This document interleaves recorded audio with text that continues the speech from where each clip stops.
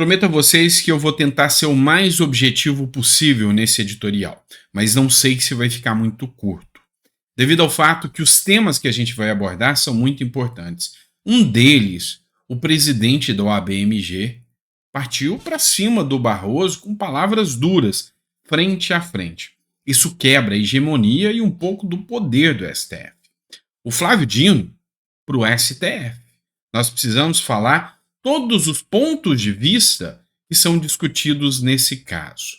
Também nós vamos falar aqui do caso do André Janones e da oposição em cima do André Janones. Tudo isso é importante e tem muitas manifestações que nós vamos tratar aqui nesse editorial. Combinado? Então bora para cima, sem maiores delongas, vamos começar. Olha só, pegou todo mundo de surpresa. Teve um evento com a presença do Luiz Roberto Barroso e o presidente da OAB de Minas Gerais. O que aconteceu? Nesse evento, o presidente da OAB de Minas Gerais foi duro, falou dos abusos e dos excessos do STF, cara a cara com o presidente do STF. E o simbolismo disso é muito, mas é muito maior do que você imagina. É o reflexo da PEC, é o reflexo das manifestações, é o reflexo da morte do Cezão. Tudo isso junto deu força àquelas alas que estão insatisfeitas com o STF, mas ficava calada, mas que agora tem coragem de falar. Olha só, o Marcel Van Hatten também fez a publicação. Eu vou colocar o áudio dele aqui.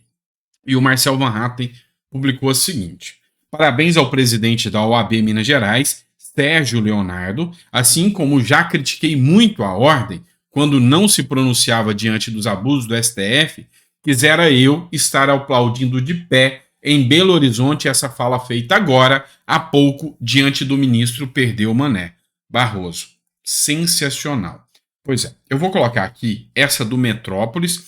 Na que o Marcel Van Hatten colocou, foi a fala dele, mas tem um pedaço cortado, e aí tem barulho, foi feito por alguém que estava assistindo. Essa aqui é a fala que foi feita pelo Metrópolis e está com áudio melhor. Assiste só. Senhoras e senhores, a advocacia merece respeito.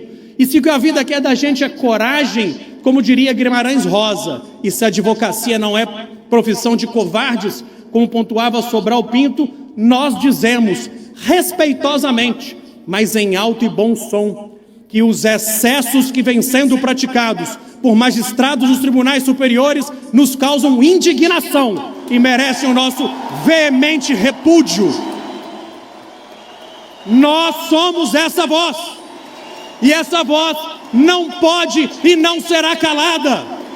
Nós não podemos admitir, senhoras e senhores, que advogados não tenham acesso integral aos autos de processo, que advogados não recebam cópias parciais e seletivas de processos. Nós não podemos anuir com a prática de magistrados que não recebem advocacia. Senhoras e senhores, nós não podemos aceitar de forma alguma que a advocacia seja silenciada ou tolhida nas tribunas perante os órgãos do Poder Judiciário.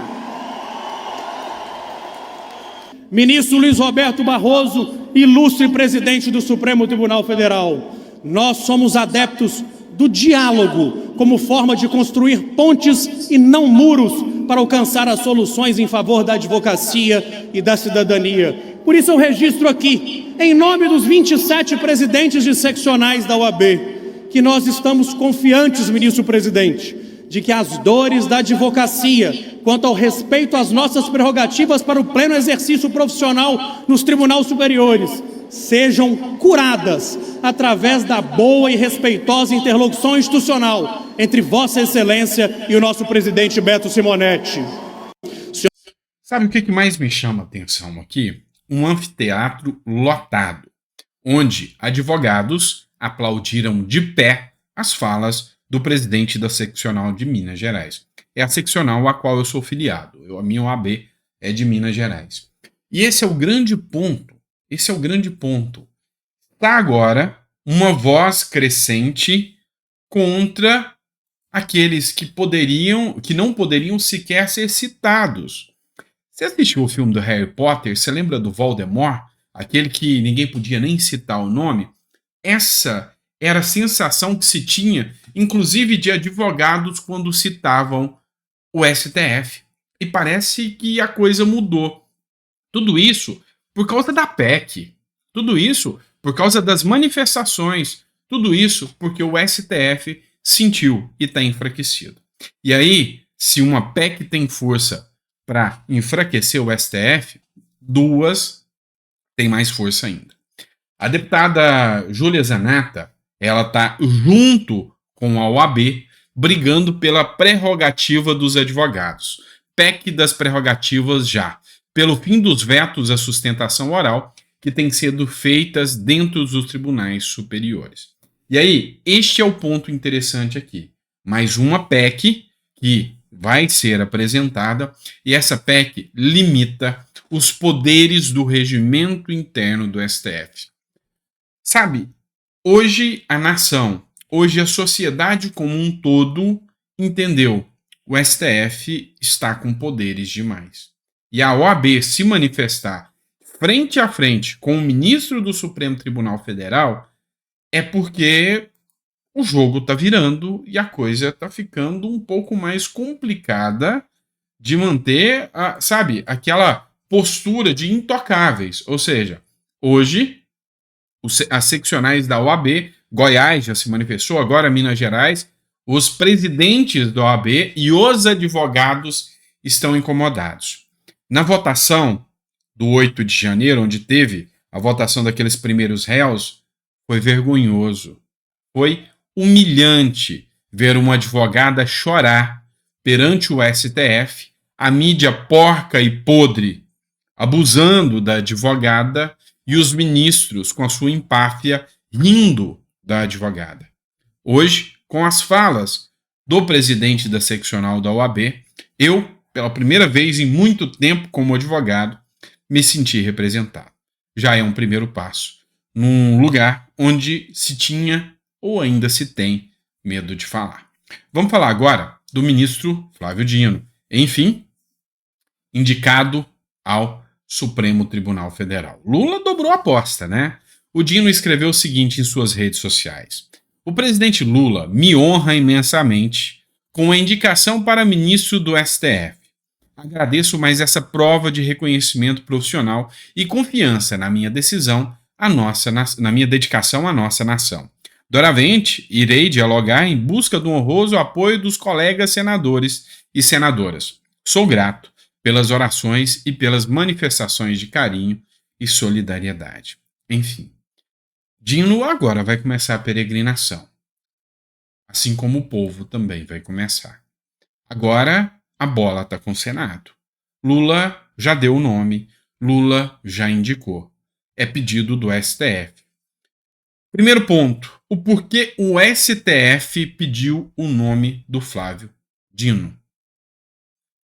Pelo seguinte motivo: qualquer nome que fosse indicado ali precisava ainda ter um alinhamento, precisava esperar para ver quem era aquele sujeito, quem era aquele indivíduo, ao exemplo do que aconteceu com o Zanin. O Flávio Dino já é parte do sistema. Foi do Judiciário, do Legislativo e do Executivo e está sempre com os ministros, já é aliado. Ou seja, é alguém que vai fazer toda a estrutura exatamente igual ao STF. O Flávio Dino pensa exatamente igual aos demais ministros do STF. Barroso, Gilmar Mendes e Alexandre de Moraes. O motivo do Lula ter que escolher o Flávio Dino foi esse. Não foi o Lula que escolheu, foi o próprio STF que exigiu. E Lula, como a gente sabe, foi imprensado aí pelo STF, principalmente pelo voto do Jacques Wagner. E aí, é óbvio que a gente já sabe. Lula indicou o Dino, e o Flávio Dino será a voz de Lula dentro do STF, e voz alta. Essa matéria do Metrópole, do Mário Sabino, e aí ele fala: a indicação do Flávio Dino para o Supremo Tribunal Federal desfaz qualquer ilusão ainda resistente nas almas cândidas de que a mais alta instância do judiciário não é política. Ponto. Acabou o problema. É política. Eles querem um político experiente do lado deles. E Flávio Dino é do judiciário e é um político experiente. Falta a experiência política aos demais ministros do STF, embora eles atuem politicamente o tempo todo. Mas eles querem um político experiente e o Mário Sabino matou a pau aqui nessa manifestação dele. Mas, enfim, vamos acompanhar o que os jornais estão dizendo. Agora o Estadão. Lula indica Dino ao STF e vai enfrentar bolsonaristas no Congresso. Paulo Gonet é indicado para a PGR. Paulo Gonet, coitado, foi apagado aqui nessa indicação do Flávio Dino, até porque o Paulo Gonet vai passar fácil. Não tenha dúvida que o Paulo Gonet já está dentro da PGR. Não vai ser um empecilho de forma alguma, até porque não tem muitos problemas. A oposição, Partido Novo e os demais que não querem o Flávio Dino já começaram a se manifestar. O Partido Novo, por exemplo, já manifestou. Dino não. Participe do abaixo-assinado contra a indicação de Flávio Dino ao STF. Partido Novo e aliança entre políticos com o Supremo Tribunal Federal ameaça a democracia brasileira. Abaixo-assinado contra o Flávio Dino. Mas isso não interfere em nada. Abaixo-assinado não vai ser o que vai mudar. O que vai mudar é a pressão em cima dos senadores. O Alexandre de Moraes fez a sua manifestação aqui e escreveu o seguinte: o presidente Lula indicou 2 grandes juristas e competentes homens públicos para o Supremo Tribunal Federal e para a Procuradoria-Geral da República. Flávio Dino e Paulo Gonet são escolhas sérias e republicanas e, uma vez aprovadas pelo Senado Federal, contribuirão para o fortalecimento de nosso Estado democrático de direito. Enfim, a indicação foi clara, tá? O próprio Estadão já tratou disso. A indicação foi do Gilmar Mendes, do Barroso e do próprio Alexandre de Moraes. O Barroso também já se manifestou, falou sobre o Dino. O ministro Flávio Dino foi juiz de carreira, um conceituado juiz de carreira, foi secretário-geral do Conselho Nacional de Justiça, foi um bem avaliado governador do Maranhão, de modo que, se essa for a escolha do presidente, eu acho que é uma escolha feliz, de uma pessoa preparada, e eu pessoalmente quero muito bem a ele. Enfim, aqui é claro, o STF, que é alguém político, experiente político lá dentro. Isso não agradou uma ala da esquerda. Por quê? Matéria aqui da Folha de São Paulo. Lula ignora diversidade de gênero e STF vai ter 10 homens e uma mulher. Não por muito tempo, né? Porque logo também se aposenta a mulher. E aí, é lógico, mostra a hipocrisia petista, a hipocrisia da turma aí que dizia que eles são pelas mulheres, eles são pela igualdade. Não tem nada disso. Eles são por eles mesmos. Eles são pelos interesses políticos deles. E não tem nem o que pôr nem tirar quanto a isso. É o interesse político deles. E ponto. E aí, eu preciso que vocês vejam uma publicação da oposição. O Abdul Tomé, ele é deputado estadual, mas ele já fez a sua manifestação. E aqui ele colocou o seguinte: relembre quem é Flávio Dino, indicado de Lula para a vaga no STF. Esse vídeo de maio deixa nítido o modus operandi do ministro da Justiça.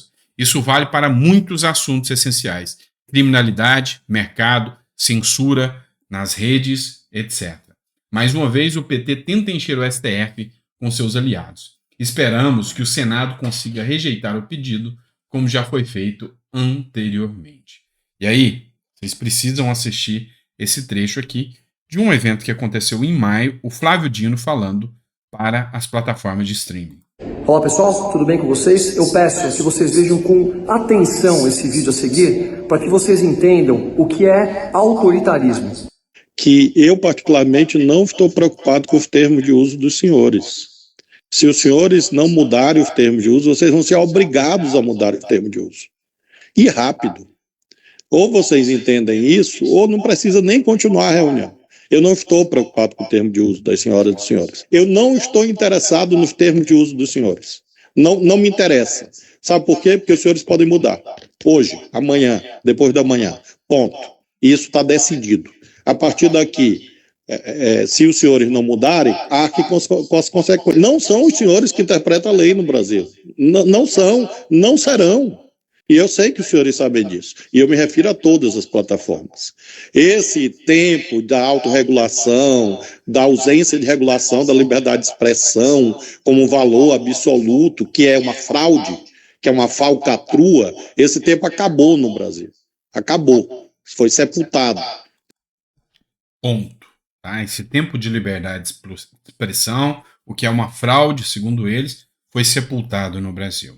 Isso aqui foi no auge da empáfia e do momento em que eles pensavam, nós vamos mandar em tudo.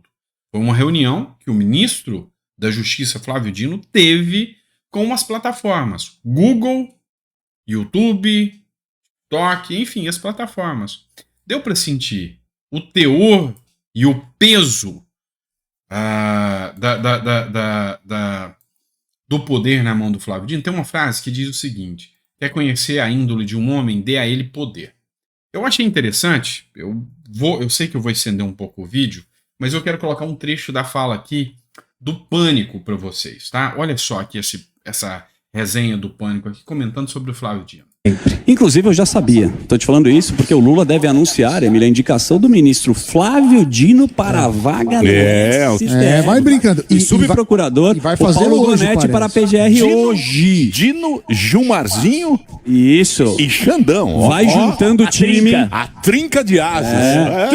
E o mais legal disso tudo, a gente desconfiava do Zanin e é o mais sensato. Exatamente. Você vê que vai ser nessa manhã Você dessa vê como segunda. é que a vida é, né? A vida é louca, bicho. Você acha que a vida é assim? A vida é druris. Mas você lembra que são mais de 50 dias que o cargo do STF está vago, desde a aposentadoria da Rosa Weber. Lembra da Rosa Weber, Samidana? Opa. Demorou muito para indicar e deve fazer isso antes dele se mandar para as Arábias. Para a Arábia Saudita, ele vai visitar. Você sabe que ele gosta muito de viajar, fazer os acordos. Sim, sim. Então ele vai lá e tá esperando a sabatina, tudo ser feito ainda este ano. Porque você sabe que eles entram em recesso e aí, ó. Já era. Ele quer fazer ainda este ano. Então aí fica para quem duvidava. E aí vai vem puxar o chapéu na Arábia Saudita, depois vai para a Alemanha. Você sabe que a gente está precisando de dinheiro e E arrecadação. vai trocar também o procurador-geral. O PGR. Vai ser o Paulo, né, que ele era um subprocurador, não conheço muito dele. Paulo Gonetti. Gonetti. E nesse meio tempo, o Pacheco está discutindo aí. Pacheco almoça com todo mundo. Ele acha que é propício o momento para discussão sobre o limite de tempo do STF. E aí, o ponto que eu quero falar aqui dessa discussão, que é até o bem-humorada do Pânico, é o Pacheco almoça com todo mundo. E essa é a verdade. A pressão sobre o Pacheco tem que ser grande, porque essa sinalização do Pacheco sobre o STF, sobre limitar os poderes do STF, pode soar agora como um grande engodo. Ou seja, se o Pacheco assume aqui e deixa e faz campanha pro Flávio Dino entrar no STF, não adianta. O capital político que ele acabou de conseguir, colocando a PEC, enfrentando o STF, vai por terra, vai para o chão. O Antagonista fez uma publicação aqui de um trecho da fala do Pacheco citando o Flávio Dino. Eu recebi agora do Palácio do Planalto os expedientes relativos às indicações da Procuradoria-Geral da República e do Supremo Tribunal Federal. Um pouco mais cedo recebi um telefonema do presidente Lula comunicando as indicações ao Senado, que agora foram formalizadas no sistema e com os documentos entregues. Dessa forma, ao recebê-los, nós vamos dar o encaminhamento devido, que é o encaminhamento à Comissão de Constituição e Justiça do Senado, assim como fizemos e faremos em relação a outras indicações.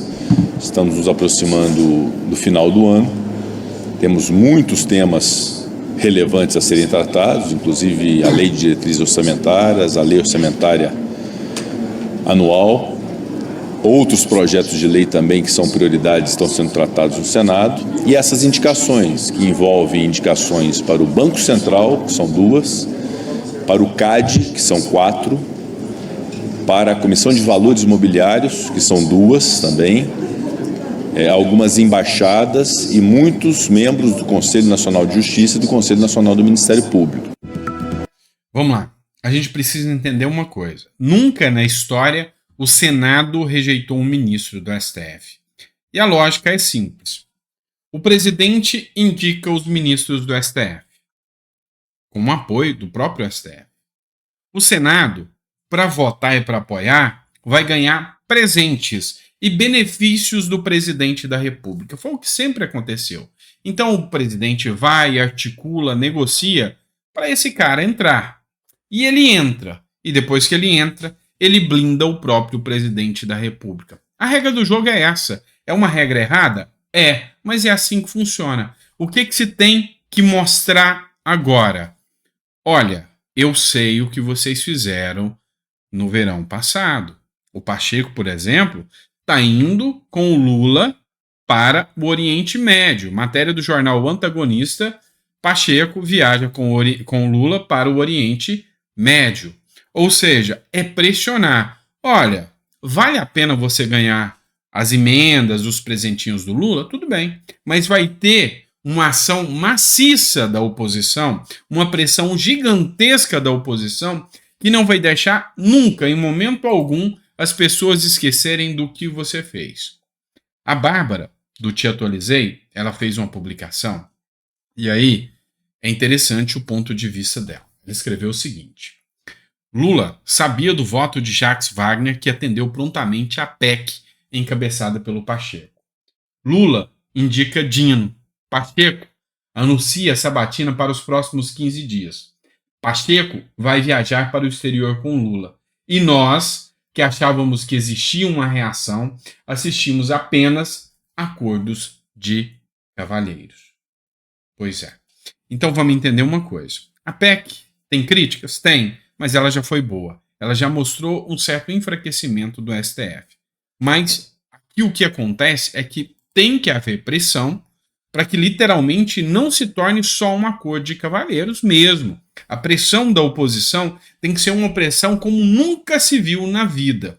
E aí, sabe os caras como o Romário, que votam a favor do A ou B? Tá na hora de você, carioca, não esquecer. Sabe os caras como o Cajuru, que o goiano colocou lá? Tá na hora de você, goiano, não esquecer.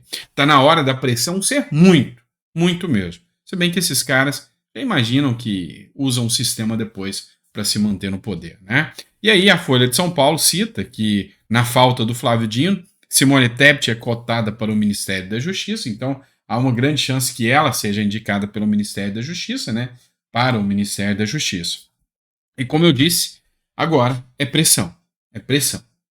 Um ponto importante, já que a gente ainda está falando do STF, eu vou trazer uma notícia excelente para vocês. Marcel Van Hatten e o Nicolas Ferreira, eu não vou colocar nenhum vídeo aqui, tá? Para mim não estender muito, senão o vídeo vai ficar muito longo. É agora, faltam só 16. Peça ao seu deputado para assinar a CPI do abuso de autoridade do STF e do TSE. E é isso. Faltavam 21. Agora são 16. São 16 deputados faltantes. Ou seja, a pressão do povo dá resultado. A manifestação do povo na rua deu resultado. A pressão dá resultado. Então, é o enfrentamento do povo agora para aquilo que ele acha fora do contexto no STF. Vamos falar agora do Janones, que eu falei que eu ia comentar isso com vocês.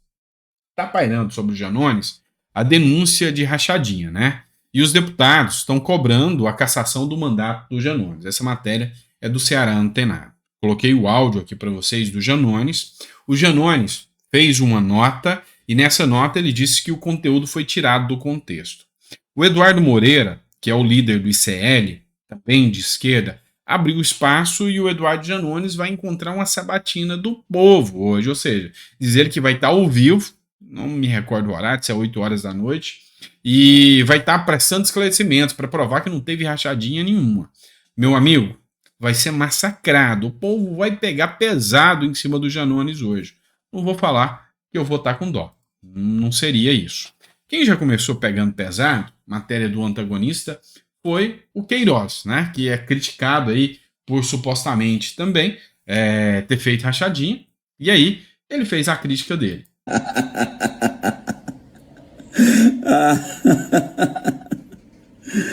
Olha ele aí, ó. Janones ladrone. Olha a rachadona do Janones. Acuse-os do que você faz. Chame-os de que você é. André Janones Ladrone. Olha a rachadona. Pois é, né? Quem com ferro fere, com ferro será ferido. Por que o Queiroz fez isso? O próprio André Janones criticou, xingou, ofendeu muito o Queiroz e agora o Queiroz teve o gostinho de fazer a crítica aqui ao Janones. Mas a grande questão é, Janones agora vai enfrentar toda a força da oposição.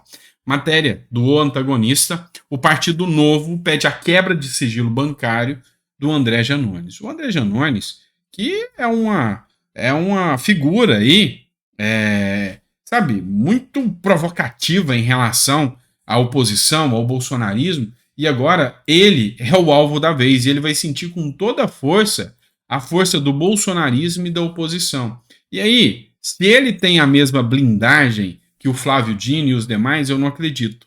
Na verdade, eu acredito que até o próprio PT e a esquerda vai querer a cabeça do Janones num prato. A narrativa fica bonita. Olha, deixa de roubar o Janones, que aí a gente quebra aquela narrativa de que há perseguição. Olha lá, um de esquerda também caiu, não é só o pessoal da direita que cai. Então, pode acontecer isso? Pode acontecer.